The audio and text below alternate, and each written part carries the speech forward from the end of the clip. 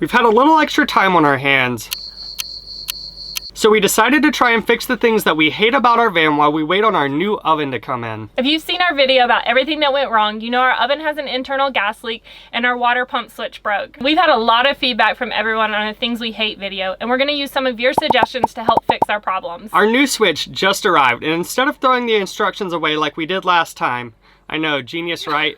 We're actually going to read through them and find out how we can rewire the back of the switch so the display light isn't on while the switch is in the off position. That way we don't have to use an old dirty dish rag or a dirty shirt or something like that to cover up our switches so we can actually get some sleep at night.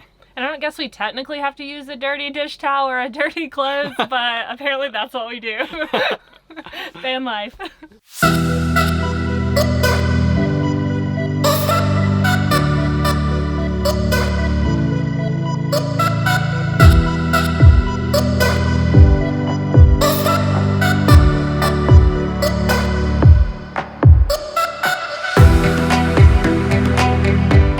Now that that switch is done, we're going to move over to the opposing side of the van to the switch panel right next to our bed, the most bright, annoying switch panel we have. So we're going to go over there, disassemble it, disconnect the wires, so that way there's no lights except for this little guy shining. And we'll just have to come up with a crafty solution like a sticker or something for that.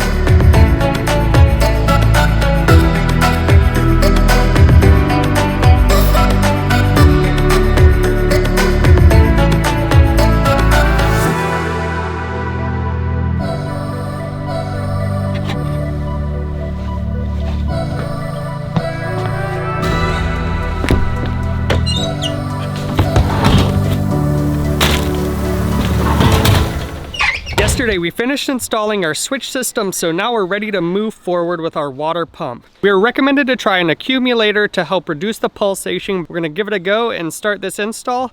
Hopefully that will help mitigate the pulsing issue we're having when we turn on our hot water. Let's get to it. Think about me one more time before you go. Someday you'll know. Someday you'll know.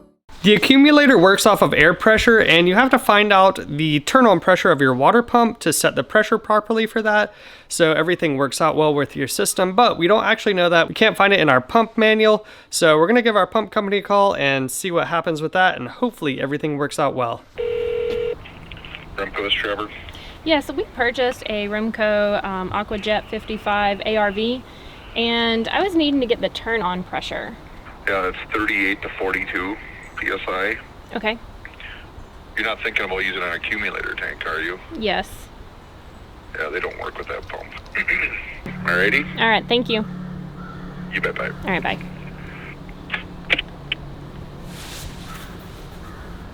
Now what? Apparently, we put an accumulator in for no reason. Poor. Typical Ben and Jelaine fashion. Yeah, sick. Sounds like we're just going to have to get a smaller pump. We saw Camping World had a water pump in stock. We decided to go there and just pick it up. Once we arrived, Jelaine found the exact same water pump on Amazon for half of the price that was going to come in tomorrow. We decided to order off Amazon because we thought it was worth the money to wait the extra day. Oh, this must be our water pump.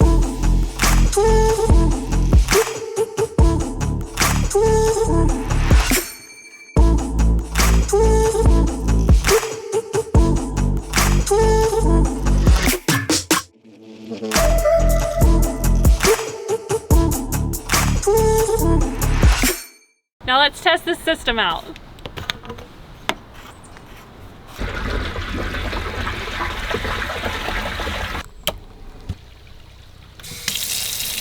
Well, we have water. Those little sputters is just like air coming out of the line, so it's not pulsating like our last pump, which is great. Now to test the hot water. That flame indicates that it's been ignited. We're up at 102 degrees, 104. The water is getting warmer, so that's awesome. It's staying on. Yep, we're all the way up to 113 degrees, which is something we've never seen before. Or felt before. This is nice.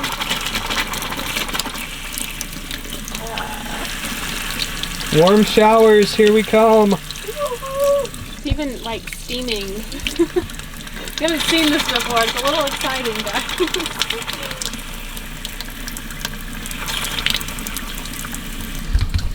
In the meantime, we're just gonna drain our entire water tank because we are excited. The little things. Next up is our solution for when it rains and we open our door and water constantly drips in. We're gonna be installing a JGutter. We're just cleaning it up with a bit of acetone right now. That way we knock down any dirt or debris or any oils that may be on the surface, preventing it from bonding well, because that adhesive strip on the back is what holds the whole thing up.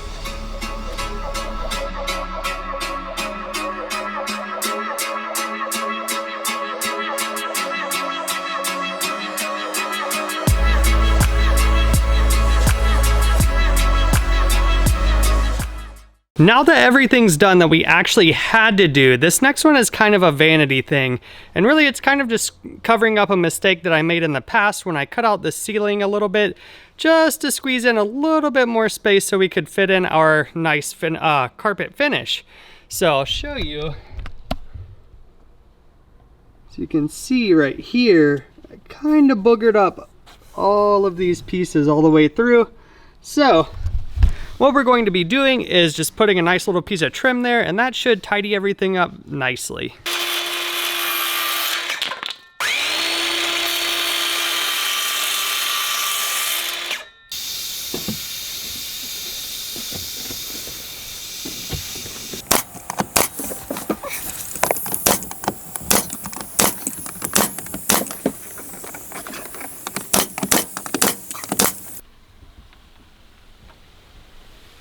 Ah, much better.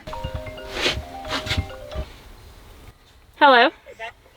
Hi, is this Miss Whitaker? This is. Hey, Miss Whitaker, this is Ben from Camping World of Asheville. How are you? Good, how are you? I'm doing well. I have an update. So, what's going on? My warranty department has been in talks with Nomadic. The stove that you had is no longer available. And the one for the replacement is not available for purchase as an aftermarket part yet.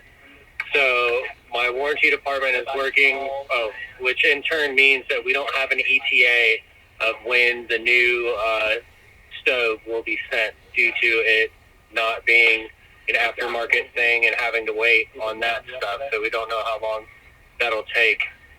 But we're kind of stuck as it stands, just trying to get this stove. So, you know, I don't want to sugarcoat anything that's going on and not be truthful with you.